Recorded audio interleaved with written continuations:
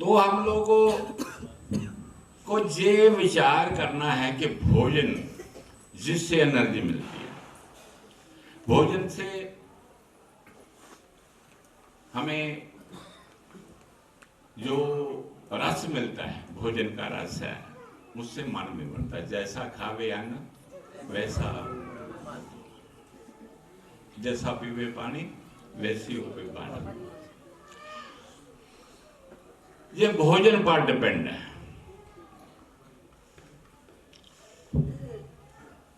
तुलसीदास जी ने भी बड़ा सुंदर शब्दों में लिखा है, भोजन। शाम के समय पहुंचा, कहता महाराज क्या बात है, इतने लोग इकट्ठे करके इनको सजा मिल रही है, बार बार से पूछा। कहते हैं महाराज, रानी का ना हीरो का हार था, इसके पेकों ने दिया था, पेके वालों ने। उसके साथ खास प्रेम था और बहुत राजा जब अपनी बेटी की शादी करते थे बहुत कुछ सजा बजा करके करते थे ना, तो उस समय कहते थे वो हार नहीं मिल रहा है। कहता राजा दे दो हार। इसकी क्या सजा? कहते हैं हमारे तो जो चोरी करता है तो उसके हाथ काट दे। आपको कहां से मिला? कहता मिला नहीं जी, मैं ही चोर था, मेरे हाथ काट दो। तो आप वापस क्यों देने आ गए? आप मेरे को कहते आपका महल बना देते, आपकी शादी कर देते, आपका जो भी कुछ चाहते थे, आपने चोरी क्यों किया?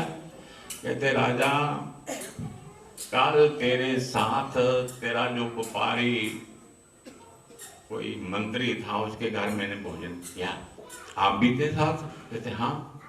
कहते वे भोजन में दोष था, भोजन खा करके मेरी बुद्धि भ्रष्ट हो गई।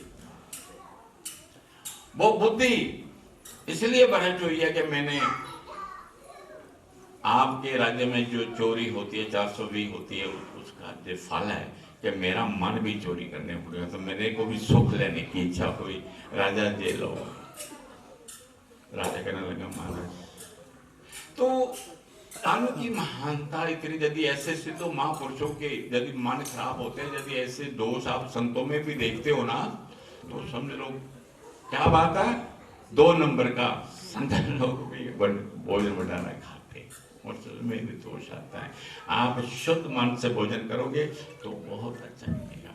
और राशि भोजन जो होता है वो हमें ताकत एनर्जी तो देता है, परंतु याद रखो पहले अपना पेट भर करके फिर दूसरों की बारी होती है, दान पुण्य भजन कीर्तन की। फिर हम दान करते, बिल्डिंग बनी है, बिरले टाटे के मंदिर बने हुए, बने हुए कभी देखा?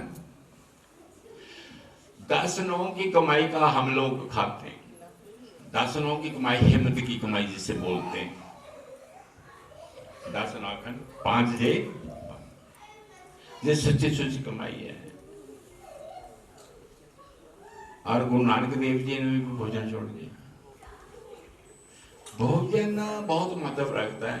हम हमारे हिस्से में 10 हिस्से हैं, दसवांत जिसे बोलते हैं। क्या बोलते हैं? दसवांत। एक पक्षियों का,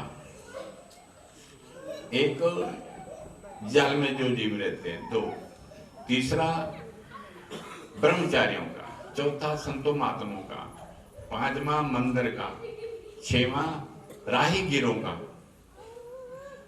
कौड़ियों का और जानवरों का, जो धरती में कीड़े मकोड़े रहते हैं उनका, और जो सन्यासी हैं उनके लिए 10वां। आप कभी करते हो ऐसा? आप और बीए में से 10 पैसे इनके लिए होता है। अतिथि देवो भव, मातृ पितृ देवो भव। हम तो माँ बाप का क्षीण करके भी माँ बाप को देना नहीं चाहते, उनको अच्छा भोजन नहीं देना चाहते। जब होटल से मंगवाना तो अच्छा भोजन, तो वो भी जैसा वो हम खाते तो वैसे वैसे खाएंगे। तो हम लोगों को जब तक अच्छा भोजन नहीं मिलता तो हमारी बुद्धि सुधरती नहीं है। सुधरेगी तो हम देश की सेवा कर सकते हैं, अपने समाज की सेवा कर सकते हैं। तो दसवांत अवश्य निकाला करो। गौ के लिए जब हम हमारे पास जब भोजन परोसा जाता है, सबसे माताएं पहले करते थे। जब मेरी माता, मैंने देखा अपनी माता को, आटा बनाती थी ना, जब पानी डालती थी आटे में तो जय प्रभु, जय सिया राम, हरि ओम, हरे राम, ऐसा कह के पानी डालती थी। फिर मिला करके जब तौण बन जाती थी आटे की गुल जाता, तो फिर महाराज का नाम लेकर ऊपर पंजा लगा देती थी। पंजा लगाती हैं विपर की तरह। यदि मेरे में बच्चे हैं, मैं अपने सेवा करनी चाहती हूँ अपने बच्चों की, तो सबके लिए बरकत रहेगी। फिर पहला पोड़ा थोड़ा सा आटा तोड़ करके पैन के ऊपर लगा देती थी, तौण के ऊपर। अब कल घर में आटा नहीं बनता, यदि बनता तो फ्रिज में होता है, 7 दिन का 4 दिन का दाल सब्जियां। एक मैंने पहले कथा सुनाई, एक घर में मैं चला गया तो उस घर में परौने आने थे। मैंने कहा भाई चलो, मैंने तो भोजन कर रखा, मैंने तो खाना नहीं है। कहते नहीं जी परौने आ रहे हैं, बड़ी सब्जी उन्होंने लगाई, गोभी की दाल है जी, ये अपना मटर पनीर है जी, ये छोले हैं जी, ये वो है जी, ये वो है, 10-12 सब्जी, साग भी पड़ा हुआ था उसमें। तो वो आकर जब खाने लगा भोजन, परौना जो आए थे उनके घर में रिश्तेदार, वो कहे क्या खिचल थी इन सब्जी, कितनी मेहनत की होगी, क्या अब तो कल से लगे होंगे।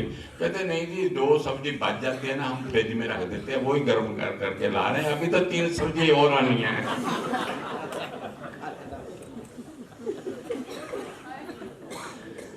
तो सो ये फ्रिज की कृपा है। आप देखो ऐसे से कैसे बुद्धि बनेगी। ये तामस भोजन हो गया, बासी भोजन, बदबूदार भोजन हम ऐसे पेश करते हैं। फिर आटा 4-4 दिन चलता है। अब पूछते हैं कितनी रोटी खाओगे, कितनी बनाऊं, गिन करके रोटी